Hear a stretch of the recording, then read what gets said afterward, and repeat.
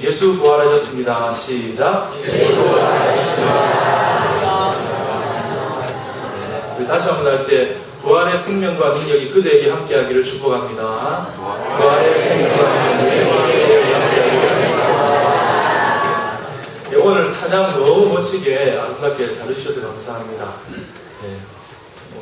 일주일 동안 우리가 고난주간 이렇게 지내면서 했던 모든 그 스토리들이 다 나와서 어떻게 그렇게 저하고 딱 맞았는지 모르겠네요. 감사합니다.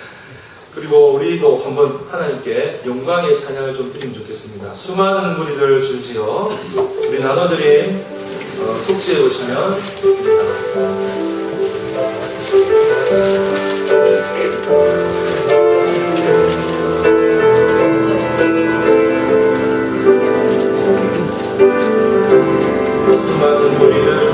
수많은 무리를 줄지어 그분을 보기 위해 나르네.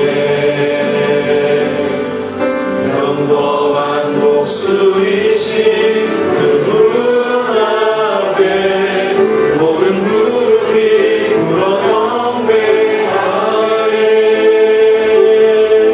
모든 문제를 춤 같기도 춤하시고 힘을 잃고 생명의 근원 되신 예수 이름 앞에 모든 권세를 굴복하네. 예수 이름 높이세. 예수 이름 높이세. 예수 이름 높이세. 구원의 그 이름. 예수 이름을 부르는 자. 예수 이름을 믿는 자. 예수 이름 앞에 나오는 자. 복이 있도다. 실패하고 나의 계획이 실패하고 나의 소망이 끊어질 때 삶의 주관자 되신 그분 앞에 나의 무릎을 꿇어 경배하네. 나의 삶을 그분께 맡길 때 비로소 나의 마음 평안해. 구원의 반석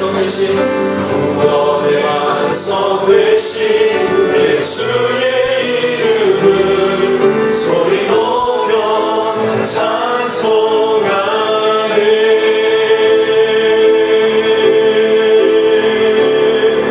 예수 이름 높이세. 능력의 그 이름. 예수 이름 높이세. 구원의 그 이름. 예수 이름을 부르는 자.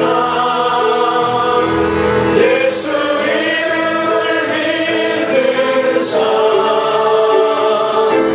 예수 이름 앞에 나오는 자.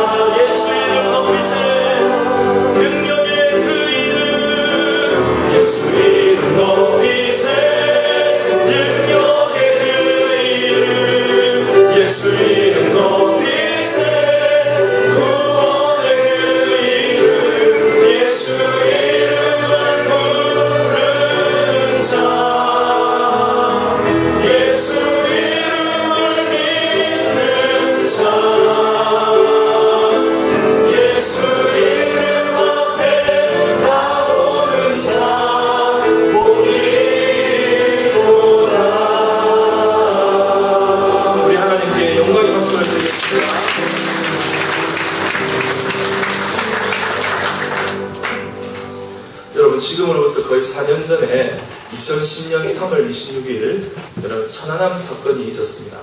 여러분도 잘 아시다시피 우리나라 이 전함이 서해에서 침몰을 했던 적이 있습니다. 당시에 생사를 알 수 없던 분들이 46명 정도가 있었는데 이들이 무사히 돌아오기를 간절히 바랬었습니다. 그때 모두가 돌아오기를 기원하는 기도문이 네티즌들에게 신금을 울린 적이 있습니다. 제목하여 마지막 명령이다. 46명의 대한의 아들들 살아서 귀환하라. 내용은 이렇습니다. 77함 수령은 귀환하라. 77함에서 나와라. 온 국민이 애타게 기다린다. 7의 어두움도 서해의 그 어떤 급류도 당신들의 귀환을 막을 수 없다. 작전 지역에 남아있는 77함 수령은 즉시 귀환하라. 77함 나와라. 가스 터빈실 서승원 하사 대답하라. 디젤 엔진실 장진선 하사 응답하라. 그대 임무 이미 종료되었으니 이 밤이 다가기 전에 기대하라. 77함 나와라. 유도조정실 안경환 중사 나와라. 보수공작실 박경수 중사 대답하라. 후타실 이용상 병장 응답하라. 거칠은 물살에 쉬고 바다 위로 구성하라. 온 힘을 다하며 우리 곁으로 돌아오라. 77함 나와라. 기관조정실 장철희 이병 대답하라. 사병식당 이창기 원사 응답하라. 우리가 내려간다. SSU-팀이 내려갈 때까지 버티고 견디라. 77함 수병은 응답하라. 호명하는 수병은 즉시 대답하기 바란다. 남기원 상사, 심선준 중사, 김종현 중사, 박보람 하사, 이성민 병장, 김선명 상병, 강태민 일병 등등 해서 46명을 다 호명하게 됩니다. 그리고 계속해서 말하기를 호명된 수령은 즉시 귀환하라. 전선의 초계는 이제 전우들에게 맡기고 오로지 살아서 귀환하라. 이것이 그대들에게 대한민국이 부여한 마지막 명령이다. 대한민국을 보호하시는 하나님이시여 아직도 작전지역에 남아있는 우리 77함 수병을 구원하소서. 우리 46명의 대한의 아들들을 차가운 대저에 외롭게 두지 마시고 온 국민이 기다리는 따뜻한 집으로 생활시켜 주소서. 부디 그렇게 해 주소서. 여러분, 기도문을 읽은 수많은 네티즌들은 이 46명의 수병들이여 귀환하라 이 문구에 눈시울이 붉어졌습니다. 반드시 귀환하리라 믿음의 끈을 놓지 않고 기적을 믿어보겠다고 가슴 아파하는 모습을 여러분 이 시에서 표현하고 있습니다. 여러분, 우리는 이번 주간 한 주간에 천안함 사건과 비슷한 정말 엄청난 사건을 경험했습니다. 여러분, 이 일로 인해서 대한민국 전체가 심통한 분위기에 젖어 있습니다. 세월호에서 오늘 아침에 보니까 49명이 이제 목숨을 잃었고 아직 실종된 사람이 260명가량 됩니다. 여러분, 자녀와 가족을 잃은 수많은 사람들의 아픔을 여러분 무엇이라고 표현할 수가 있겠습니까? 워낙에는 이 시인의 글처럼 아직 남아있는 우리 실종자들을 외로운 저 해저에 그만두지 마시고 온 국민이 기다리는 따뜻한 집으로 돌아오기를 간절히 소원합니다. 여러분도 계속해서 기도로 중보해 주시기를 부탁드립니다. 여러분, 약간 무거운 이야기를 드렸습니다만 여러분, 동서고금을 막론하고 모든 인간은 사고 없이 병 없이 장수하기를 소원하고 있습니다. 여러분, 단 한 명도 여러분 예외가 없습니다. 여러분, 간혹 사람들 가운데 그만 살고 싶다, 여러분 이렇게 말씀하시는 분도 있지만 여러분, 그게 사는 게 고달프고 괴롭다는 그냥 푸념일 것입니다. 행복하고 건강하게 오래오래 여러분 살고 싶어 하는 것은 우리 모든 사람들의 바람인 것입니다. 그래서 여러분, 어르신들끼리 며느리들 몰래 하신 이런 말들이 있다고 합니다. 9988-1234 무슨 뜻일까요? 99세까지 발판하게 하루 이틀 사흘 앓다가 살제 죽자 이 말입니다. 이해하십니까 여러분? 심지어 어떤 분들은 이런 말을 하는 분이 있어요. 9988-234 99세까지 발판하게 23살짜리와 사랑할 정도로 건강하게 살자. 좀 망설스럽지만 건강하게 살자는 데 포인트가 있습니다. 그런데 최근에 수정된 새 버전이 하나 나왔는데 9988-12388 여러분 어떤 뜻일까요? 99세까지 발팔하게 살다가 1, 2, 3, 1 앓고 다시 부활해서 발팔하게 더 살 사람이 뜻입니다. 우리 옆에 분에게 이렇게 한번 말씀해 보시겠습니까? 99세까지 발팔하게 사시다가 1, 2, 3일을 앓고 다시 부활해서 발팔하게 더 사십시오. 시작.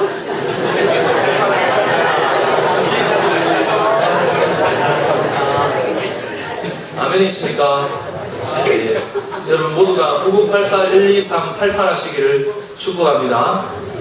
여러분 오랫동안 행복하게 살고 싶어하는 우리의 심리를 잘 표현한 신조라고 할 수 있습니다. 그런데 여러분 저는 어르신들의 이 수정된 최근 이 버전을 들으면 어쩌면 이 말이야말로 그리스도인들이 고백해야 할 그런 말이 아닌가 하는 생각이 듭니다. 사람들은요 여러분 죽음을 끝이라고 생각합니다. 그래서 사람들은 죽으면 그만이지, 죽으면 끝이지 뭐 이런 말을 자주 하게 됩니다. 그러나 성경은요 죽음이 절대 끝이 아니라고 말을 하고 있습니다. 죽음 이후에는 반드시 부활이 있다라고 성경은 우리에게 분명하게 말씀하고 있습니다. 특별히 성경은 우리가 믿는 예수님을 가리켜서 부활의 첫 열매다, 부활의 첫 열매라고 말씀하고 있습니다. 고린도전서 15장 20절에 보면 우리 다 같이 한번 읽어보겠습니다. 그리스도께서 죽은 자 가운데서 여러분 무슨 말입니까? 추수 때의 첫 열매가 익으면 여러분 그 다음에도 열매가 똑같이 익어간다는 겁니다. 첫 열매가 익으면 그 다음에도 여러분 이 열매가 열린다는 거예요. 이처럼 예수님을 믿는 우리들도 마지막 날에 주님이 말씀하신 대로 우리 예수님께서 부활하셨기 때문에 우리도 죽었다가 마지막 날에 반드시 부활의 몸을 입게 될 것이라고 말씀하고 있다는 것입니다. 여러분 오늘 본문은 부활의 첫 열매가 되신 여러분 이 예수님께서 엠마오로 내려가던 그 두 제자를 만나셨던 이야기를 우리에게 다루고 있습니다. 그런데 희한한 것은 이 그들이 예수님을 보기는 보았는데 전혀 알지 못했다는 사실이죠. 그 이유는 두 가지가 있습니다. 첫째는 부활하신 예수님이 부활체로 이제 변화되었기 때문에, 완전한 부활체로 변화되었기 때문에 알지 못했다는 것이고, 또 한 가지 이유는 그들의 영안이 아직 열리지 않았기 때문이었습니다. 그러자 예수님은 그들에게 성경을 이제 풀어주기 시작하니까, 또 식사 자리에서 성찬을 베푸기 시작하니까 그들의 눈이 밝아졌습니다. 영안이 열린 것입니다. 31절과 32절에 보니 우리 다 같이 읽어보겠습니다. 그들의 눈이 밝아져 그인 줄 알아보더니 예수는 저희가 서로 말하되 길에서 우리에게 말씀하시고 우리에게 성경을 풀어주실 때에 우리 속에서 마음이 뜨겁지 아니하느냐. 예, 저는 오늘 예수님의 부활을 기념하기 위해 모인 이 부활절 이 예배에 우리 주님께서 우리 모두에게 친히 말씀을 풀어주시는 시간이 되시기를 간절히 소원합니다. 그래서 우리의 심령이 뜨거워져서 마음문이 열려지는 시간이 되기를 간절히 축복합니다. 그리고 그것으로 끝나는 것이 아니고 우리의 영의 눈이 뜨여지고, 그래서 오늘 예배에 참석한 우리 모두가 부활의 주님을 새롭게 만날 수 있게 되기를 우리 구주 예수님의 이름으로 간절히 축복합니다. 그렇다면 여러분 부활의 주님을 만날 때 우리의 삶은 어떻게 변화될까요? 오늘 저는 세 가지만 말씀드리려고 하는데, 첫째로 사망에서 생명으로 변화가 됩니다. 따라하겠습니다. 사망에서 생명으로 변화됩니다. 사망에서 생명으로 변화됩니다. 예, 그렇습니다. 부활의 주님을 만나면 사망에서 생명으로 변화가 되는 것입니다. 여러분 말하자면 여러분 죄로 인해 죽었던 우리가 구원받고 영생을 얻은 것입니다. 인간에게는 여러분 영생의 본능이 있습니다. 그러나 죄로 인해서 이 죄 때문에 죽을 수밖에 없는 불쌍한 운명이 바로 저와 여러분들입니다. 육체적으로 죽고 영원히 죽을 수밖에 없는 사람이 저와 여러분들인데, 그래서 우리 인간들에게는 늘 죽음의 공포가 따라다니고, 이 공포가 강하면 강할수록 더 살고자 하는 욕망이 강한 것입니다. 여러분 모든 인간이 불로장생을 다 희고합니다. 그럼에도 불구하고 여러분 누구나 다 죽는 것입니다. 천년만년 살겠다고 불로처를 보였던 이 진시황도 결국은 49세에 죽음받았습니다. 여러분, 기껏해야 100년 정도 더 살다 가는 것입니다. 오래 살아봤자 여러분 휙 하고 지나는 것이 인생입니다. 여러분, 우리 영상을 하나 보시겠습니다.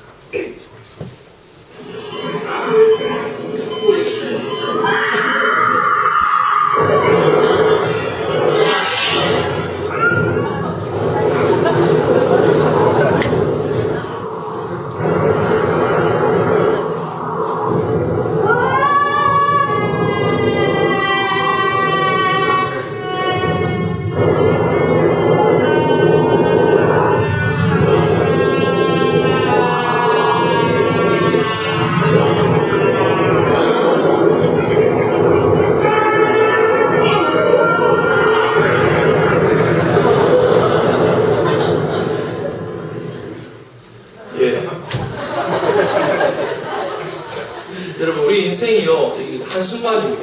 태어났다가 그냥 무덤으로 가는 그게 끝입니다. 완전 쏜살같이 지나가 버렸습니다. 그런데 여러분, 부활의 주님을 만난 사람들은요, 다릅니다. 그들은 예수님께서 사망 권세 이기시고 영생을 주신 줄을 믿는 사람들입니다. 여러분, 영생은요, 장수와는 달라요. 장수는 그냥 오래 사는 것입니다. 늙고 병들면서도 영영하면서 오래 사는 것이지만, 영생은 복락을 누리며 영원히 사는 것입니다. 여러분, 예수님께서 약속하셨습니다. 요한복음 11장 25절에서 26절까지 다 같이 읽겠습니다. 예수께서 이르시되 나는 부활이고 생명이니 나를 믿는 자는 죽어도 살겠고 무릇 살아서 나를 믿는 자는 영원히 죽지 아니하리니 이것을 내가 믿느냐. 여러분, 나를 믿는 자는 죽어도 산다고 했습니다.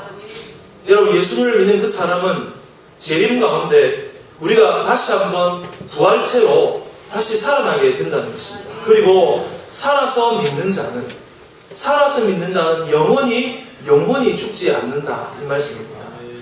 여러분, TV에서 드라마를 한참 재미있게 보다가 끝날 때가 있지 않습니까? 그러면 자막에 컨티뉴 아니면 다음에 계속 그런 말이 나오면 약간 약이 오르긴 합니다. 그래도 여러분 어떻습니까? 다음이 있으니까 참고 기다리는 것입니다. 여러분, 성도들의 인생도 마찬가지입니다. 죽음이 닥쳐도 아쉽지만 끝이 아닙니다. 여러분, 그 다음에 계속 되는 것입니다. 어느 성도의 묘비에 이런 글이 적혀 있었습니다. 천국에서 계속.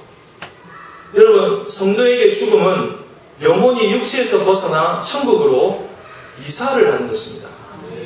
여러분, 이 시대 최고의 부흥사인 빌리 그레함 목사님이 이런 말씀을 하셨습니다.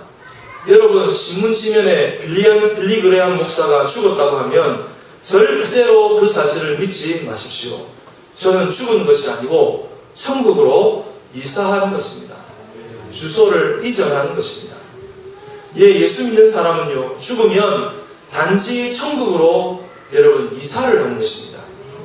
여러분, 슬픔도 고통도 질병도 죽음도 없는 영원한 천국에 들어가 복락의 영생을 누리는 것입니다. 여러분, 더 나아가 흙으로 돌아갔던 육체도 예수님 재림하시는 그날에 예수님처럼 빛나는 부활체로 여러분 그 무덤에서 다 일어나게 된다는 것입니다. 사방에서 흩어져 있던 모든 우리의 육신들도 하나님의 전능하신 능력으로 온전한 몸을 가진 부활체로 변화시켜 주신다는 사실입니다. 여러분, 제2차 세계대전의 영웅 윈스턴 처칠 수상의 이야기입니다. 그는 평소에 유머가 넘치는 괴짜였다고 합니다. 그는 이런 유언을 남겼다고 전해지고 있습니다. 마지막에는, 내가 장례식을 하는 그 마지막에는 기상나팔을 불어달라고 부탁했습니다. 엄숙한 여러분 장례식에 기상나팔을 부는 게 이상하지만 여러분, 거기에는 그의 신앙 고백이 들어있습니다. 죽으면 우리 영혼은 천국에 갈 것이고 육체는 잠시 여기 쉬다가 주님이 재림하시는 그날, 천사장의 나팔 소리가 들리는 그날에 여러분 모두가 다 일어나 부활할 것입니다. 그래서 이 윈스턴 처칠이 기상나팔을 불어달라고 그렇게 유언했던 것입니다. 여러분, 오늘 윈스턴 처칠처럼 부활의 주님을 만남으로 영생과 부활의 소망을 가질 수 있는 저와 여러분 모두가 다 될 수 있게 되기를 주님의 이름으로 축복합니다. 여러분, 두 번째, 부활의 주님을 만나면 우리의 삶은 어떻게 변화가 되겠습니까? 둘째로 절망에서 희망으로 변화가 됩니다. 따라하겠습니다. 절망에서 희망으로 변화가 됩니다. 예, 그렇습니다. 부활의 주님을 만나면 절망에서 희망으로 변화가 되는 것입니다. 여러분, 절망은 인생을 망치는 독소입니다. 그래서 키에르케고르는 여러분 이렇게 말했습니다. 절망, 그것은 죽음에 이르는 병이다. 반대로 여러분, 희망은 세상을 이기는 힘입니다. 그런 점에서 가장 불쌍한 인생은 희망이 없는 인생입니다. 그런데 키에르케고르가 말한 이 절망의 실체가 무엇인가 하면 그것은 불신앙입니다. 즉 하나님을 믿지 못하는 데서 생기는 절망, 그것을 바로 여러분 불신앙에서 기인한 것이라고 말씀하고 있습니다. 여러분, 세상살이가 얼마나 힘드십니까? 세상 살다 보면 어려운 일이 또 얼마나 많습니까? 그래서 하나님 없는 인생은 수시로 절망하는 것입니다. 그러나 하나님을 믿는 성도는 암담한 상황에서도 희망을 여러분 반드시 가져야 되는 사람인 줄로 믿습니다. 심지어 죽음의 순간에도 희망이 있음을 확신해야 합니다. 여러분, 죽어도 천국이니까 부활의 주님은 우리로 하여금 하나님께 희망을 갖게 해주는 것입니다. 베드로전서 1장 21절에 보면 너희는 그를 죽은 자 가운데서 살리시고 영광을 주신 하나님을 그리스도로 말미암아 믿는 자니 너희 믿음과 소망이 하나님께 있게 하셨느니라. 아멘. 여러분, 너희 믿음과 소망이 누구한테 있다고요? 하나님께 있습니다. 그러므로 여러분, 어떤 경우에도 희망을 가질 수 있습니다. 엠마오로 가던 두 제자, 11사도들은 절망 가운데서 슬퍼했지만 부활의 주님을 만난 후에 기쁨이 넘쳤던 것입니다. 희망으로 가득 찼습니다. 더 이상 세상이 두렵지 않았습니다. 그래서 두 제자가 가던 그 길에서 돌아와 예루살렘으로 희망의 다름질을 하고 있었던 것입니다. 여러분, 작가 이철환 씨를 알고 계십니까? 연탄길, 곰복방, 여러분 이 책으로 참 유명한 분이십니다. 아마 연탄길은 거의 한 400만 명 정도 읽었다고 추정이 되고 있습니다.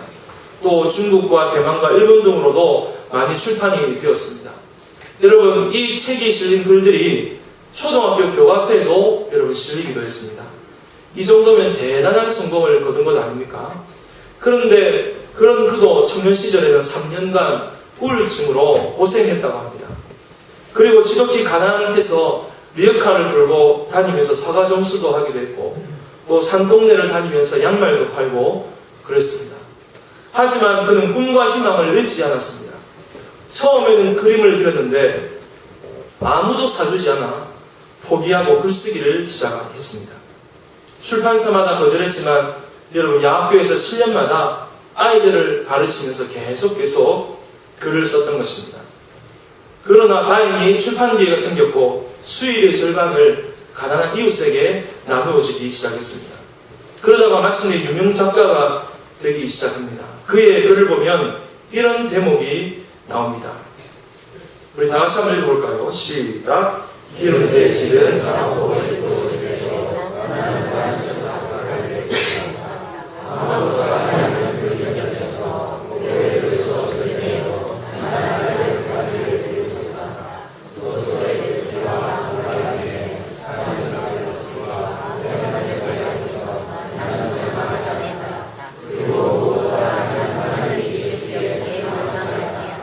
여러분, 여기 본인이 적었던 이 글에 보면 하나님이 계셨기 때문에 절대로 절망하지 않았다.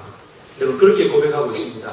그가 성공할 수 있었던 것은 희망을 잃지 않았기 때문이고 그가 희망을 가질 수 있었던 것은 살아계신 주님 때문이었습니다.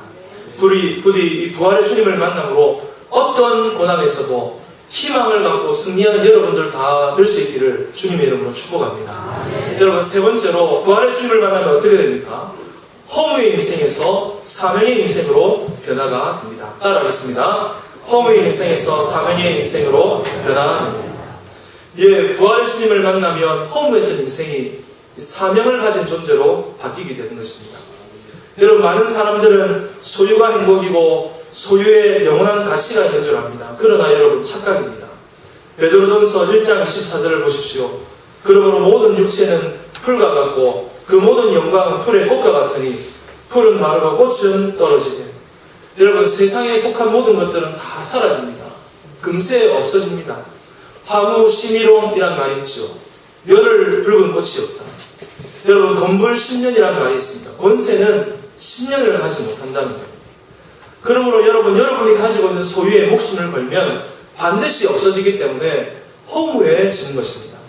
중요한 것은 여러분, 소유를 얻되 무엇을 위해 얻느냐가 중요한 것입니다. 그게 바로 여러분 사명입니다. 사명.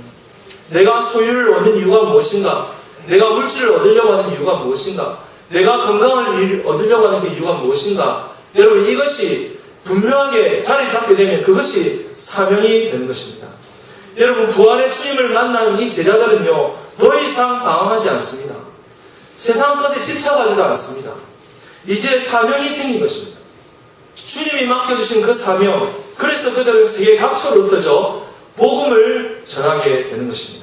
그래서 순교하면서도 기뻐하였다라고 말씀합니다. 바울의 고백대로 우리가 살아도 주를 위하여 살고 죽어도 주를 위하여 죽나니 그러므로 사나 죽으나 우리가 주의 것이로다. 여러분, 무엇을 하든지 중요한 것은 주님의 뜻대로 사는 것입니다. 주님의 영광을 위해 사는 것입니다. 주님의 복음을 위해서 사는 것입니다. 그렇다고 여러분 모두가 목사가 되고 선교사가 되고 그렇게 되라는 것은 절대로 아니죠. 자신의 위치에서 하나님의 뜻을 발견하고 하나님의 영광을 위해서 최선을 다하는 그 삶이 사명을 따라 사는 존재라 하는 것입니다. 여러분, 웰치라고 하는 음료를 아마 아실 것입니다. 이 음료를 만들어낸 웰치는 세계적인 기업입니다. 창업자는 웰치라는 분이신데 이분은 원래 아프리카 선교사로 가기로 결정했던 분입니다. 그런데 신체 검사 결과에 본인의 아내가 이 아프리카 기후에 견딜 수 없는 그런 체력을 가졌다고 해서 여러분 탈락하게 되었습니다. 그는 실망한 채 고향에 돌아왔고 한동안 방황하기 시작하다가 하나님의 말씀을 깨닫고 다시 한번 결심을 했습니다. 그래, 내가 선교사를 하지 못하면 좋은 일로 돈을 벌어서 선교사들을 구원하면 되지 않겠나, 그런 생각을 하게 됩니다. 여러분, 웰치의 아버지는 치과 의사였는데 부업으로 알코올이 없는 성찬용 포도즙을 만들었습니다. 그는 이 사업을 통해 예수님의 보혈을 모든 사람이 마실 수 있기를 소원했습니다. 그래서 그는 그 사업을 물려받아 세계적인 음료 회사를 만들었고, 그리고 주님만을 위해 돈을 쓰리라 결심하고 최선을 다합니다. 그 결과 여러분 세계적인 기업이 되고 말았습니다. 그리고 하나님께 약속한 대로 수입의 절반을 선교를 위해서만 드리게 되는 것입니다. 한번 왔다 가는 인생, 여러분 세상의 소유에만 집착하다 하루아침에 다 사라지게 되면 여러분 얼마나 허무하겠습니까? 얼마나 어리석은 인생입니까? 여러분, 부활의 주를 만난 우리는 영원한 천국을 아는, 우리는 일시적인 세상 것에 얽매이지 말고 영원한 가치를 위해 살아가야 될 줄로 믿습니다. 여러분, 말씀을 맺습니다. 오늘 예수님을 만난 사람, 특별히 부활한 예수님을 만난 사람은 여러분 세 가지가 변화가 되는 것입니다. 사망에서 생명으로 옮기게 되는 것입니다. 부활의 주님을 만난 사람은 절망의 그 순간에서도 희망을 절대로 놓치지 않는 것입니다. 여러분, 부활의 주님을 만난 사람은 허무의 인생에서 사명의 인생으로 변화되는 것입니다. 저와 여러분 모두가 이런 인생이 되시기를 우리 구주 예수님의 이름으로 간절히 축원합니다. 여러분, 이 말씀을 생각하시면서 우리 주 하나님 독생자 예수 날 위해 오시는데 우리 힘차게 박수 치며 찬양하겠습니다.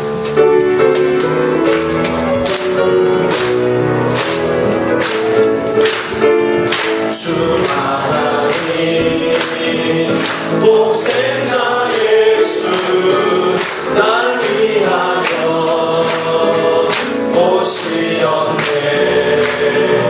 내 모든 죄 다 사하시고 주에서 구하신 나의 구세주 살아계신 주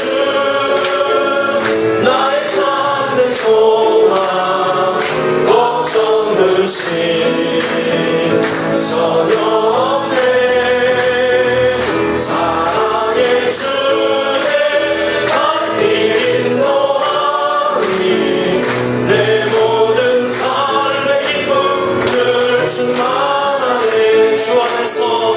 주 안에서 거듭난 생명 도우시는 주의 사랑 참 기쁨과 확신 가지고 예수님의 도우심을 믿으며 살아계신 주 나의 삶의 소망 걱정 근심 전혀 없네 사랑의 주의 발길 인도하니 내 모든 삶의 기쁨들 주만 알네 그 언젠가 주를 때까지 주를 위해 싸우리라 승리의 길 멀고함에도 주님께서 나의 앞길 지켜주시니 살아계신 주